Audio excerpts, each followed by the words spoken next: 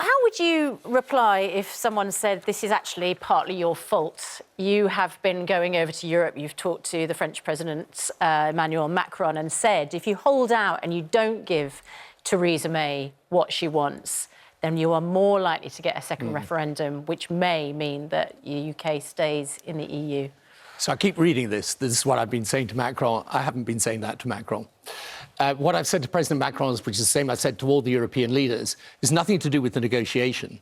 Because, by the way, in the end, the Europeans know perfectly well what their position is, and they're going to stick to their position for reasons I can explain. What I have been saying to them is that if Britain thinks again, if you get to the point where we do go back to the people, then Europe should also think again, because the issues that drove Brexit, immigration, questions around the Brussels bureaucracy, the way Europe operated, are actually Europe-wide concerns and not just British concerns. But the idea I've been going over to Europe and saying to these leaders, no, hold firm, you know, don't give in. The reason why they... Well, those are exactly the words, apparently, that you've been accused of using. Yeah, I think you'll find that's from a Conservative source. So Peter Bone, who's a Eurosceptic Conservative MP, says it's totally acceptable for a former Prime Minister to go around the heads of European countries and undermine the government's position. But you admit that you've been speaking to the leaders. Yeah, of course, I speak to a lot of the European leaders. I still know them. But look, the reason they've got a problem is not because I've given them a problem. I mean, really, you know, I haven't been Prime Minister for 11 years. They're the government. And the European Union leaders deal with the government. But here's the central problem. This is the reason why we're in this mess. And let me just take a moment to explain it. Basically, when you do Brexit, you can do it in one of two ways. You can have a soft Brexit or a hard Brexit. We have been part of the European trading system. That's the single market of Europe, the customs union of Europe for 4.5 decades. A whole set of arrangements have grown up as a result of that. Commercial arrangements, trade, investment, all the rest of it. Now, when you do Brexit, you can do it staying in those trading systems. That's a soft Brexit. Or you can do it getting out of those trading systems and deciding you want to make your own rules around trade, in which case that's a hard Brexit. The central problem is that all the way through, the Europeans have been saying to Britain, because this is the reality, you have to choose which of those two options you want. But to be fair to the millions who voted, I think many of them understood, because they were told, even by the Prime Minister, that if you voted for Brexit, you would come out of the customs union and you would come out of the single market. So they were voting for exactly that. Yes, so some people... I personally think that there was a majority of people who actually voted for that hard Brexit. But when you get down to the detail of what it means, this is where you've got this difference. Some part, actually, this is a difference even within the cabinet. Some want a soft Brexit and some want a hard Brexit. What we should have done over the last 2.5, 3 years is force Parliament to choose between those options. Once you choose between those options, the rest of the negotiation is relatively simple to do. Isn't it incumbent on whoever the government of the day is to be prepared for any eventuality? And what it seems to me is we've reached a point now where no deal has been effectively, although not completely, removed from the table by Parliament, because most parliamentarians, most MPs, acknowledge and realise we're simply not ready to crash out with no deal. To which my response is, well, why aren't we ready? Why is this country not prepared for the two options that you laid out, soft Brexit or hard Brexit? We should have been prepared for both. And that's a failure of Parliament and the government, I think, to prepare the country properly for any eventuality. Right. Yeah, but I mean... Is that right? Yeah, no, I agree with that. I mean, that is a problem. But so the question is, what do you do now? Because leave aside all the stuff and the Speaker's ruling and all the rest of it. The most sensible thing is for the Prime Minister to go to the European Council this week and say to them, we have now a plan to put before Parliament the options. You can have a soft Brexit or you can have a hard Brexit, or if you can't agree on either, then that's when my type of position comes into play. OK, Parliament's going to decide. That is actually the first question. Before you get to the length of the extension, that's the first question.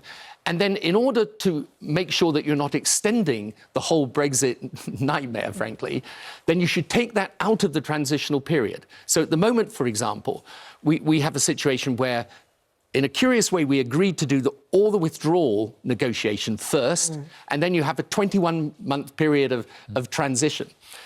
Really, the most sensible thing is to have a longer period where you're negotiating so that you know exactly what it is you're going to before you leave, and then you can shorten the transition period. But that requires Theresa May going back on everything that she'd agreed. I mean, what you're saying is she made a catastrophic error right at the beginning to trigger Article 50 and to negotiate a withdrawal agreement without deciding what the trade agreement was going to be. That is my view, but on the other hand, that's, as it were, water under the bridge. Yeah. So what she can still now rescue this situation if she puts before Parliament the core options, because the real reason why Parliament is rejecting this deal, I mean, there are lots of different reasons, but at the heart of it is the fact that her deal leaves Northern Ireland in a bit of a mess, because you're not quite sure what the situation is there, and the future relationship a mystery. And that is not a sensible position to be. Isn't there another reason? Is that 2/3 of Parliament voted Remain. The Prime Minister voted Remain. And there is a growing sense amongst those who voted for Brexit that the people driving the train don't want to arrive at a Brexit destination. Actually, they want to keep this impasse going, make it as muddied and complicated as possible, so eventually it may come back to a second vote, which might overturn the first vote without the first vote ever even being implemented. And that's the point where me, as a Remain voter, says, hang on a second. Yeah. Our democratic process surely rests on at least enacting the result of the first referendum and seeing if it works before you bring in another referendum. Because if you don't, why should we ever trust the will of government or Parliament to enact the will of the people ever again with any vote? So I understand that. I mean, to be fair to Theresa May, I think she genuinely does want to deliver Brexit, even though she voted Remain. And I think, you've got a whole set of Labour MPs, for example, who voted Remain, now say, no, we've got to deliver the Brexit result. And I completely get it. And I also get the fact that for the vast majority of British people, they're just saying, why don't you get on with it? Yeah. We voted for it, why don't you get on with it? OK. The problem is that when we just say get on with it, when you come to study the detail, it is actually important to know roughly, at least in a reasonably clear framework, what your future relationship with Europe is before you leave.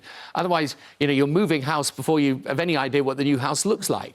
So even now, I think it would be possible for her to correct this flaw by going to Europe and saying to them, because, by the way, I think they would respond perfectly well to this, say, OK, I need some more time to put the options before Parliament.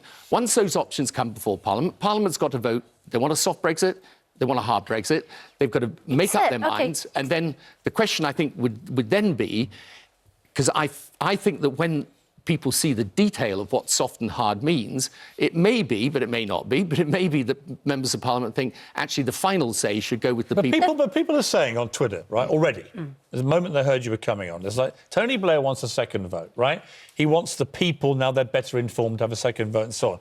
But this is the same guy who took us into war with Iraq, right, against the will of the British people. 1.7 million people marched through London, many carrying Daily Mirror placards, which I supplied them with as editor of the Mirror. And there was no vote from the people that could have influenced that, what turned out to be, in many people's eyes, a catastrophic decision. So their argument is, well, it's all very well you saying here, oh, now I believe in this huge will of the people and democracy and so on. But where was that in your head when you took us to war with Iraq? And what's the difference? Well, the difference is, first of all, we didn't have a referendum on whether to go to war. We had a vote. But you knew the will of the people was significant.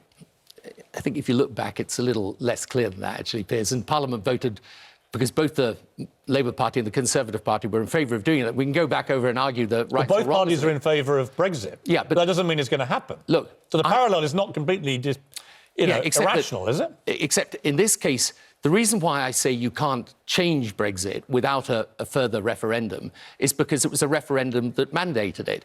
All I'm saying is, look, I don't think it's unreasonable to say, after 3 years of, let's be clear, pretty much chaos and mess, it's not unreasonable to say to the British people, we're not asking some other people, the British people, do you really want to proceed with this or not? But they haven't even, we haven't even, my point is this, and, I reiterate, I voted Remain and I would do again. But I absolutely believe in democracy. And what worries me about this second referendum clarion call is that it's the suggestion is we do this before we even try to enact the result of the first one. No. So there I would agree. OK, so my view is that the best thing is for Parliament to come to a view, because after all, as I say, the detail does matter. I mean, whether you stay in the single market and customs union, you come out, I mean, both are Brexit. But there's a world of difference. I'm sorry, between the but the Prime Minister has made it very clear, her own position and the government's position, which is that we come out of the single market, because if we stay in the single market, we have to keep the 4 freedoms, including freedom of movement, and she thought that that was significant. She didn't want that anymore. We come out of the customs union because without it, we can't strike independent free trade deals with other countries. But the problem was the border between Northern Ireland and the rest of the EU, at Ireland. And because the EU would absolutely not going to bend on that, that's the thing she's come up against. You can make it about soft Brexit and hard Brexit. The people voted for Brexit, and she's come up against a problem in the EU where they won't grant it. That's how people see it. The problem is she's asking for 2 inconsistent things. So the reason you've got a problem in Northern Ireland, and we're debating Northern Ireland all the time, is that that's part of the withdrawal agreement. But actually, you'll just have the same problem, the Irish problem, writ large for the whole of the UK when you come to the future relationship, because she's saying 2 things at the same time. She wants an open, frictionless border between the north and south of Ireland, but she wants Northern Ireland out of the single market and customs union. Those 2... But political will could make that happen. No, it couldn't. That's the problem. This is why all the way through it's less of a negotiation than a choice. If you come out of the single market and customs union, you obviously can't have the same frictionless access to the trading arrangements as you do if you're in it. Unless you put all your political will and energy into fixing it somehow, for instance, through alternative arrangements, technology. Right, so what the EU have said, until you get this technology, which no one's actually invented, you've got to guarantee that Britain or that Northern Ireland and therefore the UK will stay inside a customs union, which means you can't have your independent trade relationships. So this is why I'm saying when you go into the detail of this, you come up against a very simple choice. You're in the single market and customs union, you're out of it. It's a binary choice. It's one or the other. And the best thing is to force Parliament to make that decision. And then, frankly, it's a matter of debate. I mean, today's debate is not about whether you have another referendum.